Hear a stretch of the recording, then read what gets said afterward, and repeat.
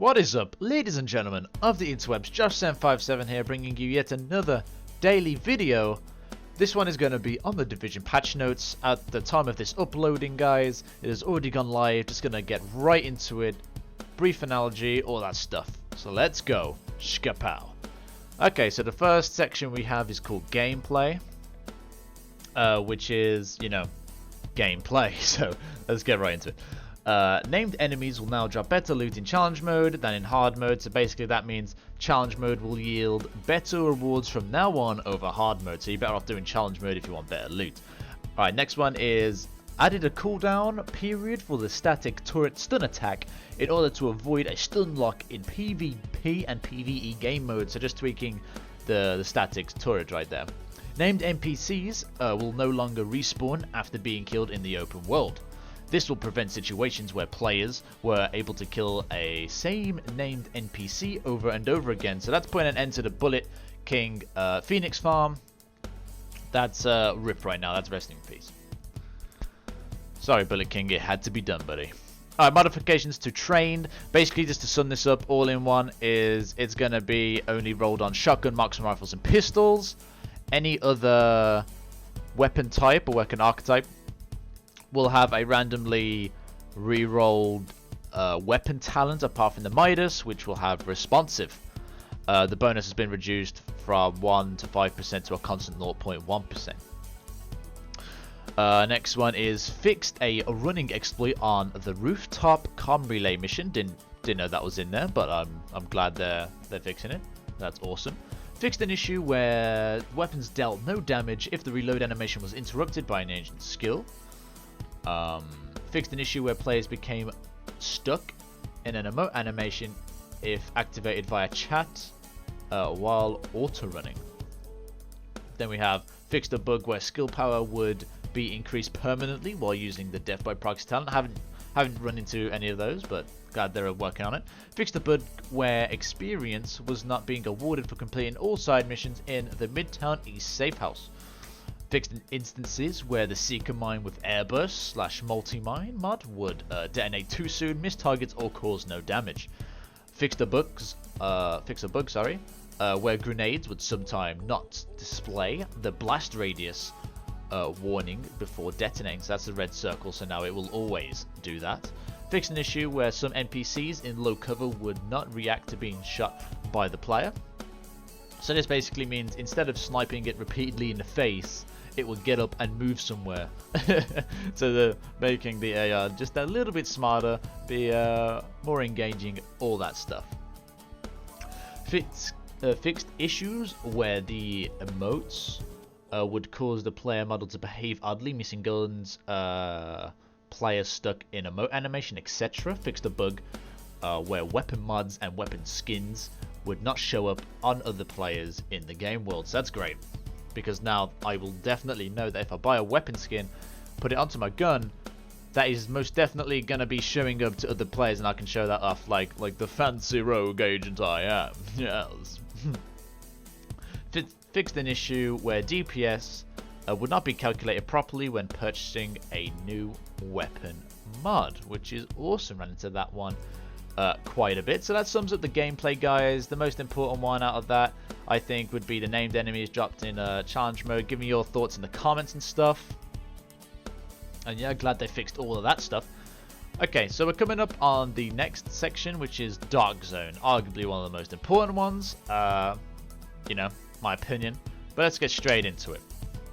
First note reads, players can now heal other neutral players in the Dark Zone by using first aid and support station skills. Basically, I tend to do this to trick other players to make them think I'm on their team and stuff. So this actually working could be good if used correctly. I'm glad that you can do this for other players, just in case you're doing an AI battle, against NPCs.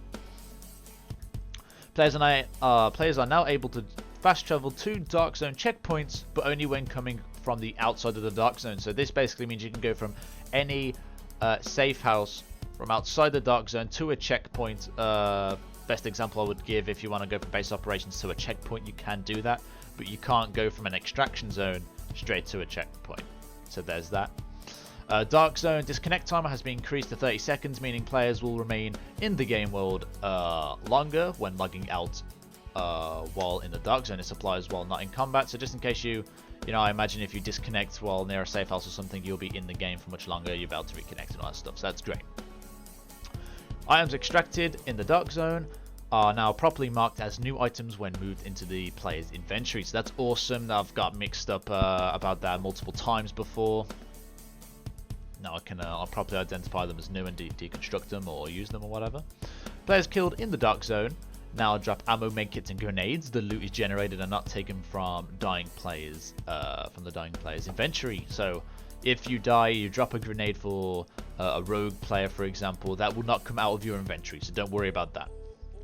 Alright, here we're getting into the meat of things, which is players killed in the Dark Zone will lose less Dark Zone funds and experience, something we've all been waiting for, guys. I'm going to be more eager to go into the Dark Zone now.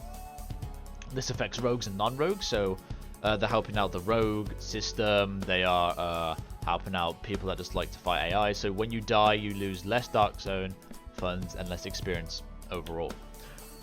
Next one reads, Dark Zone funds and experience for surviving a rogue status has been improved. Awesome, that's been something we've been waiting for a long time. Hopefully it's significant. I might do a separate video about these, explain these with actual tests and stuff later on. Dark Zone funds and experience for killing rogue agents have been improved, so that's a reason to go after rogue agents now, even better. And now we have the Phoenix credits patch note, which unfortunately isn't in due to stability issues. That's going to be coming in the next update. I might cover that in a new video as well. Next after that, increased drop rate of high-end items from level 31 and level 32 named NPCs in the Dark Zone, which is awesome, giving us another reason to go into the level 32 area, DZ05 and DZ06 Dark Zones.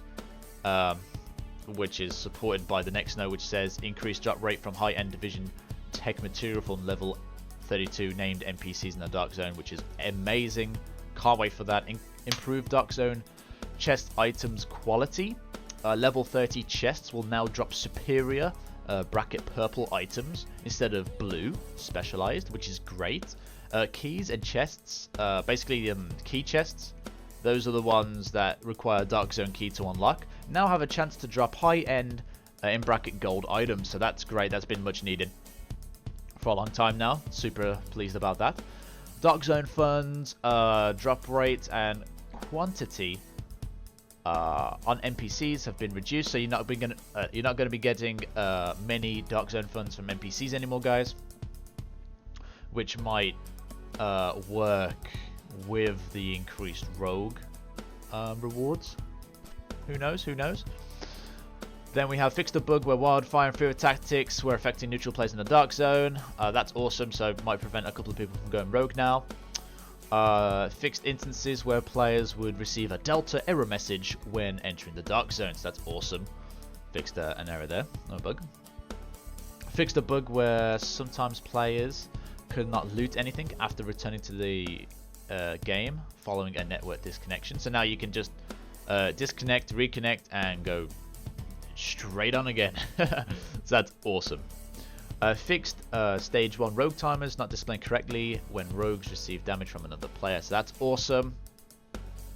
Now everything's popping up correctly. I'm so happy for Ubisoft actually fixing this stuff.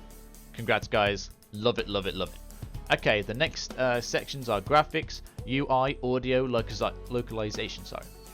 So for the graphics, fixed a few lights that did not cast global illumination, so just fixing some light stuff.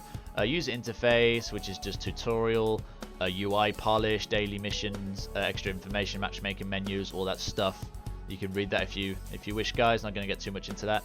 Audio, they fixed a bunch of audio stuff, which is great. Move on to localization, nothing much to see here.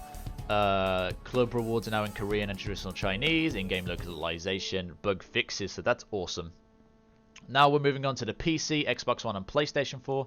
These are patches or fixes specific to these platforms. Tobii Eye, which again you can view on the screen, guys. Tobii Eye bug tracking bug fixes and improvements, so that's awesome. On launch PC client now monitors PC graphics settings and applies the best settings for the user's configuration. This is unless the user has custom settings, so they'll try and do the best for your current build, I imagine. Fixed an issue where the map sometimes was difficult to navigate with a mouse, which is awesome. Fixed issues with Hungarian, Korean and Russian localizations, awesome. Fixed an issue that prevented matchmaking while on the map, great. Removed the store button, quite arguably one of the best ones, because you know people get really hissy about microtransactions and all that stuff. Character selection screen on PC versions of the game. Players can now find the store page in the Ubisoft Club app directly. So that's awesome. Less stuff and stuffs on the screen. It's not like you're being force-fed now. Not that you ever was, but you know, some people might like that. I like the idea of it. I'm not on PC, so I wouldn't know. The increment of day 1 patch notes was 1.1, now correctly states 1.01. For Xbox One, we have a bug, fixed a bug where players could not reconnect to the servers after suspending the game on Xbox One. Fixed a bug on Xbox One where unblocking a player would not be reflected in game until total reboots. So that's awesome. Everything's working properly now, or should be. PlayStation 4 says, or the patch notes say, add an option to disable the PlayStation 4 controller speaker, which is awesome. Thank you so much for that. Improve textures and models, streaming speed, awesome. I imagine that means loading times are going to be a bit quicker. I don't know if someone would like to educate me in the comments. That'd be great. Fixed an issue where Isaac volume could get too loud when playing with headsets. Okay guys, that has been, you know, the patch notes. I've read them all out to you. If you enjoyed this video, make sure you give it a thumbs up, share it around the interwebs. Hit that like button, you know, subscribe. That would mean a lot to me. Just watching the video, guys, means a hell of a lot to me, and most of you would know that. Yeah, tell me in the comments, what do you think of these comment patches? You know, like, just comment. What I'm trying to say is comment what you think about them. Do you think they missed anything important? And do you think I should make another video like this? Because I know there's some of you at work like to watch the videos, maybe on audio only, just to hear them out. Those are my opinions. I think I might make a new video soon on the Dark Zone patch notes, because that's quite interesting to me about the rogue stuff. I would like to do that. And yeah, guys. Again, thank you for watching the video, and peace out for now. Catch you in the Dark Zone, guys.